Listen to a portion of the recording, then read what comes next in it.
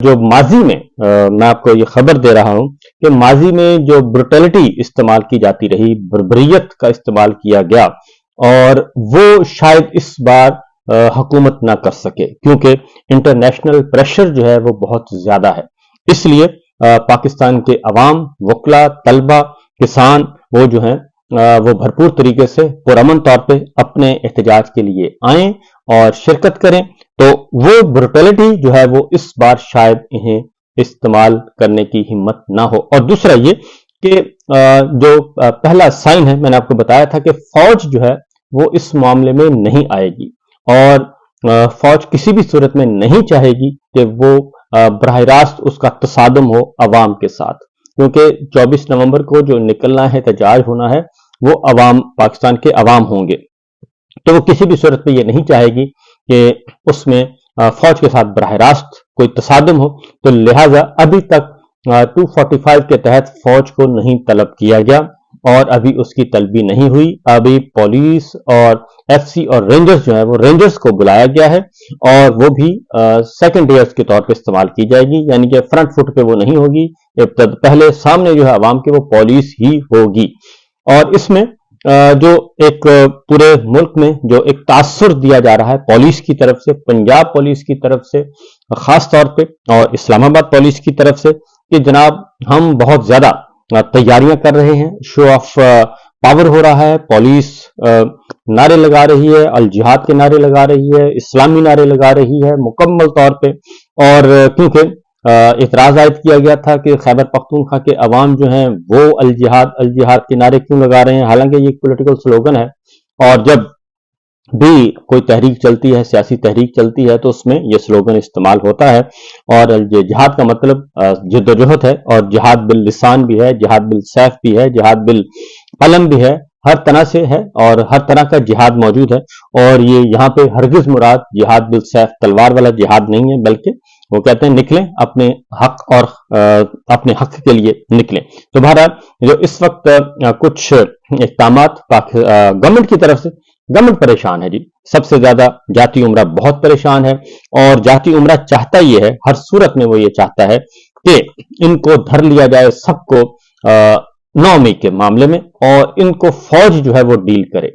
फौज हर सूरत में वो चाहते यही है कि फौज आए और फौज डील करे, इमरान खान साहब को फौज ले जाए, और बाकी तमाम जितने और कैदी बाहर हैं उनको भी, जिनका इंसदाद दहशतगर्दी की अदालत में ट्रायल हो रहा है, उनको भी फौज ले जाए और वहां पे फौजी अदालतों में मुकदमा चले, ताकि ये अवाम और फौज आपस में उलझ जाएं और हम दरमियान में से अपने इक़्तिदार के मजे लूटते रहें।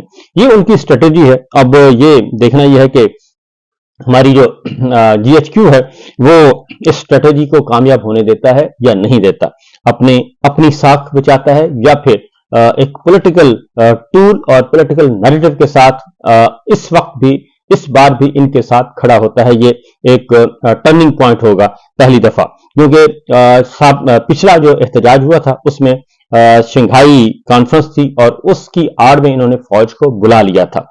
तो देखें क्या होता है। अब इस वक्त सूरत हाल है जी, जो इक़दामात उठाए जा रहे हैं, हुकूमत काफी परेशान है, काफी उसमें ज्यादा बेचैनी पाई जाती है।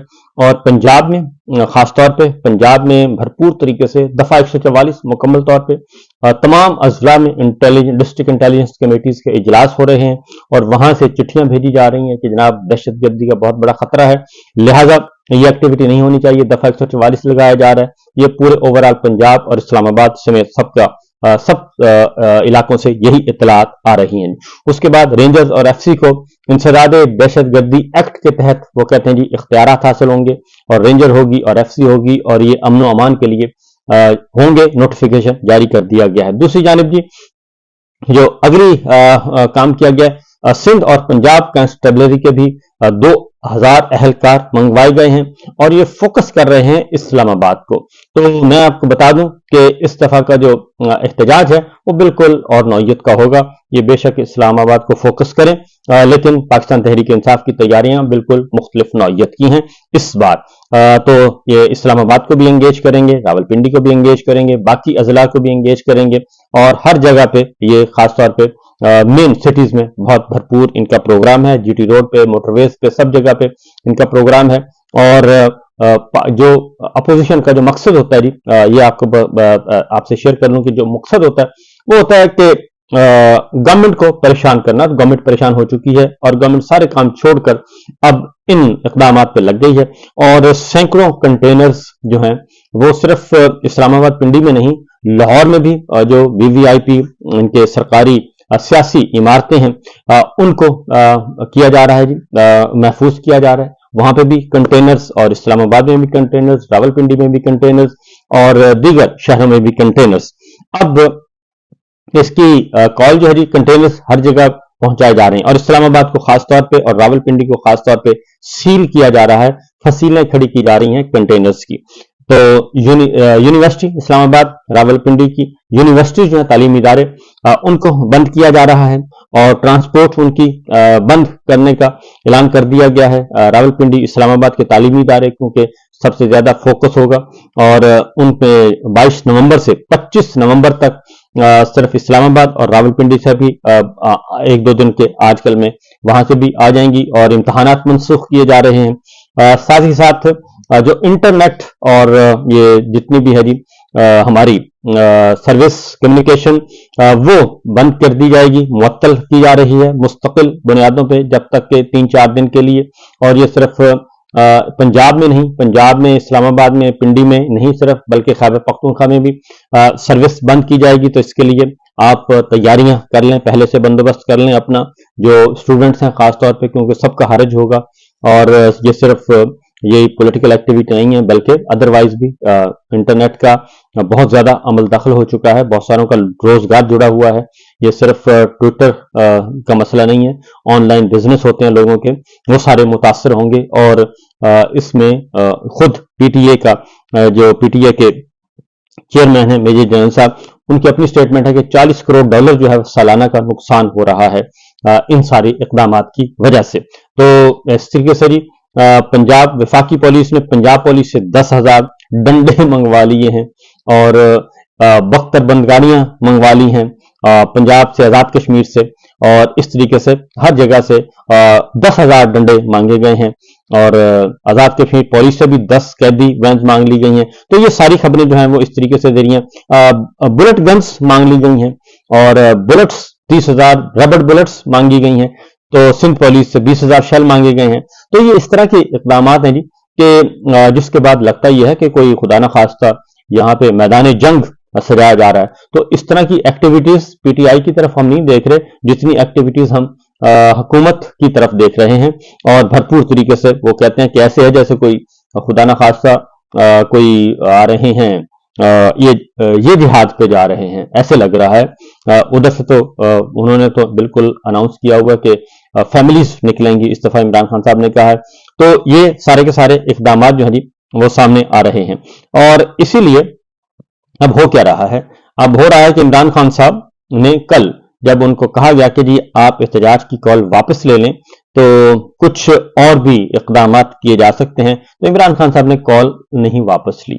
और उसके नतीजे में यह हुआ कि इमरान खान साहब को एक पुराने मुकदमे में उनकी गिरफ्तारी डाल दी गई है। और ये गिरफ्तारी डाली गई है जी थाना न्यू टाउन है और मुकदमे में गिरफ्तारी डाली गई है। इमरान खान को गिरफ्तार कर लिया गया है। उस सिलसिले में मुकदमा है जलाओ, घिराओ और पथराओ और पुलिस से मजाहमत और सरकारी मुलाक को नुकसान पहुंचाया गया है। तो आप ये देखें कि ये उस वक्त का मुकदमा है जब इमरान खान साहब जो हैं वो जेल में थे और यहीं से, और ये मुकदमा है जी, और मुकदमे में इंसदादे दहशतगर्दी की दफात लगाई गई हैं और ये सारा कुछ लगा के मुख्तलिफ दफात को भी दफात में छोड़ी गई। तो इसमें आज फिर उनसे जिस्मानी रिमांड हासिल करने की कोशिश की जाएगी।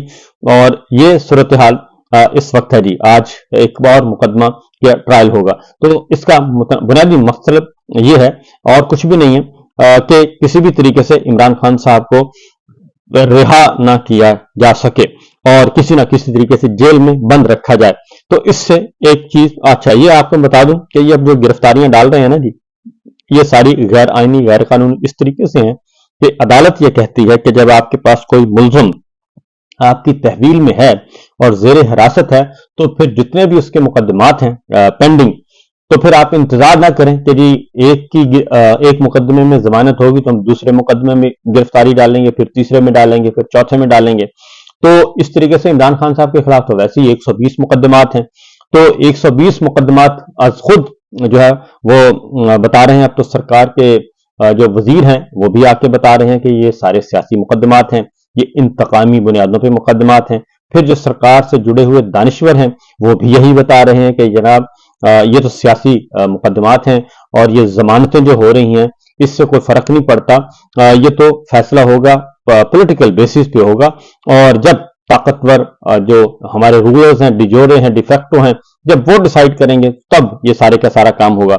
इंटरनेट, मोबाइल सर्विस, हर तरह की ये सारी की सारी चीजें बंद होंगी और फायरवॉल एक्टिव कर दी जाएगी जी। ये सब का कुछ हो। फायरवॉल वैसे भी पहले भी एक्टिव है।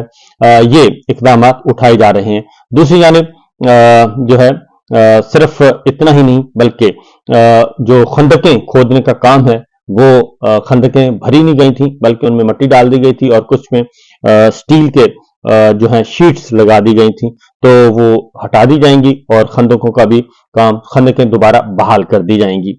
लेकिन ये सारे का सारा सिलसिला एक बात है कि जी को पॉलिटिकल एक्टिविटीज को अगर आप होने दें तो मेरा ख्याल है कि कोई फर्क नहीं पड़ता।